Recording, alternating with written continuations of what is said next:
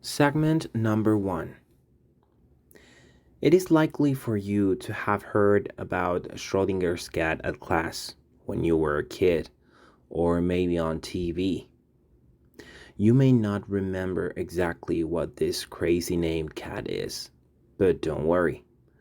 I'll try to summarize the experiment to rapidly run to what we're here to talk about. Schrodinger's cat is an imaginary experiment raised by the Austrian physics scientist Erwin Schrödinger in 1935. Schrödinger was one of the founders of quantum mechanics, a branch of physics dedicated to the study of the particles that comprise matter. Like electrons and protons and neutrons. You may think I'm talking about the Marvel Studios Ant-Man movie, but wait a minute. Actually, I kinda am. The example was not the best, but yeah, it's close to that. End of segment number 1. Segment number 2. Now to the experiment. This establishes the next situation. We have a cat inside a box. Within this cat, we have a particle that has 50% chances of disintegrate, which is going to activate a mechanism that releases a toxic gas. This means that if the particle disintegrates, the bottle with the poison is released, killing the cat. Since we have 50% of chances that the cat may be dead, the only way we have to know whether the cat is dead or alive is checking inside the box. But wait a minute. Since logic tells us that no matter whether we open the box or not, the cat will be dead or alive. But according to quantum mechanics, the cat is dead and alive. Yes, at the same time. End of segment number 2. Segment number 3. You're wondering why does this happens? Well, you must know that the answer is not simple. You see, there is a way of explaining this using another experiment. If you want to know the answer right now, spoiler alert, it has to do with human intervention. So let's get a little bit more into it. As we know, in our world, we can have a determinate tree located on a determinate place, right? There is no such thing as having the same tree at different places at the same time. That is the rule for our world. But the quantum realm has different rules. Quantum objects can be in different places at the same time. The only difference is that when we decide to look, the quantum objects will collapse into one specific place to be in. End of segment number 3. Segment number 4. Small particles such as radioactive atoms have the capability to dissipate by themselves, as we previously learned on our Schrodinger's cat experiment explanation. Well, radioactive atoms are actually quantum objects. This means that the radioactive atom can collapse into two different states, not dissipated and dissipated. This will only collapse into one answer after, guess what? Exactly. After we decide to take a look and be an influence on the quantum realm. Okay. So we've made it clear so far. If we don't check the box, the cat is dead and alive at the same time, right? If we put our little spoiler inside the equation, the only way to know in which reality the answer will collapse is checking the box. So, yeah, human intervention is important. End of segment number 4. Segment number 5.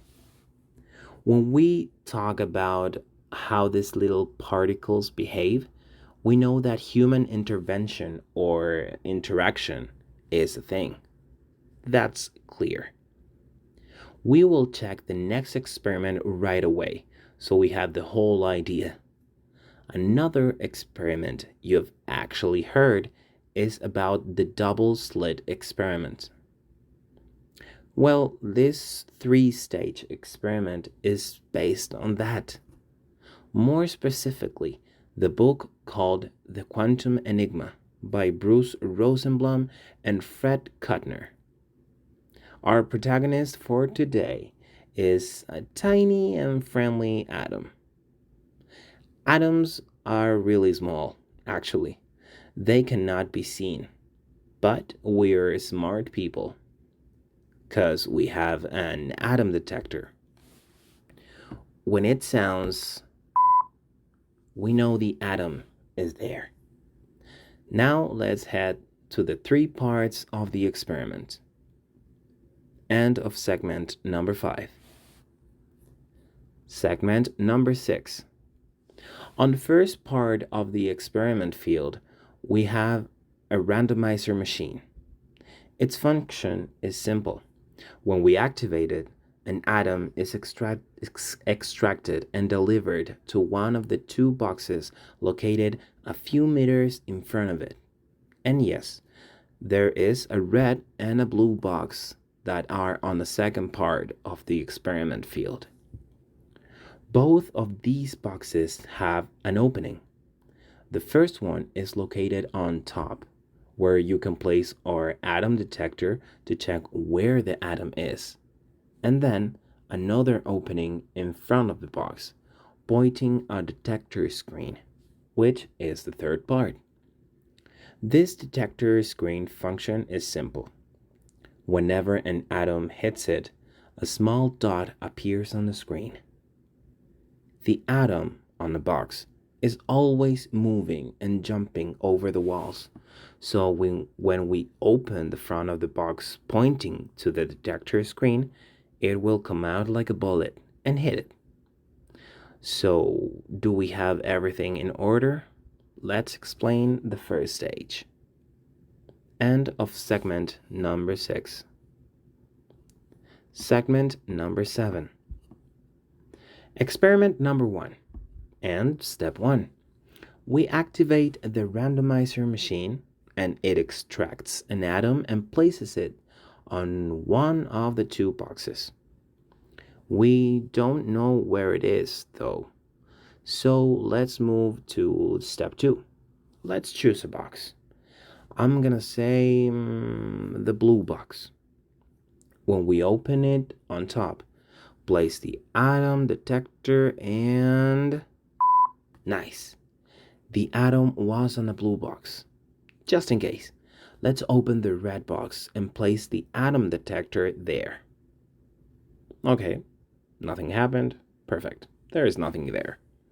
Let's repeat the experiment.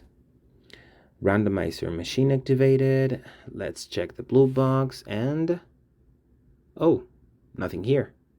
Let's check the red one this time and yes, here it is. Can you imagine if we repeat this process 50% of the time the atom will be on the blue box and 50% on the red box because atoms can be in 2 places at the same time, right? End of segment number 7. Segment number 8. Experiment number 2. Let's play with the screen now, shall we?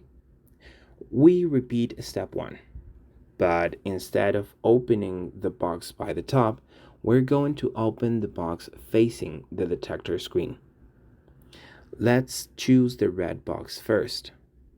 There is a dot on the detector screen. Let's check the blue box and nothing happens. We repeat again.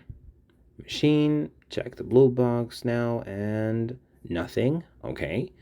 We check the red box and oh, dot on the screen.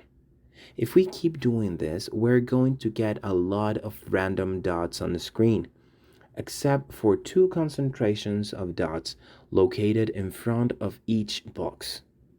This happens because it's more likely for the atom to come out straight than tilted to another side. If we try to check where the dot came from, it is possible to repeat the numbers of the last experiment: 50% red box and 50% blue box. Sometimes one, sometimes the other, because atoms can't be on two places at the same time. Right? End of segment number 8. Segment number 9. Now, experiment number 3. Now, before activating the machine, we will open the boxes at the same time, facing the detector screen. Next step, we activate the machine, place the atom, open both boxes at the same time, and boom, dot on the screen. We repeat, activate the machine, place the atom, open both boxes, and well, you know what's happening, right? But let me stop you there.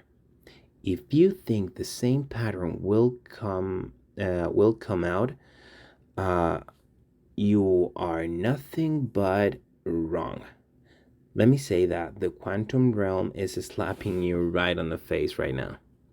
Now, if we check the screen after repeating this process several times, we found out that the pattern has changed. There is no concentration of dots in front of the boxes right now, but 5 different concentrations in front of the boxes, between them, and at the side of each one. End of segment number 9. Segment number 10.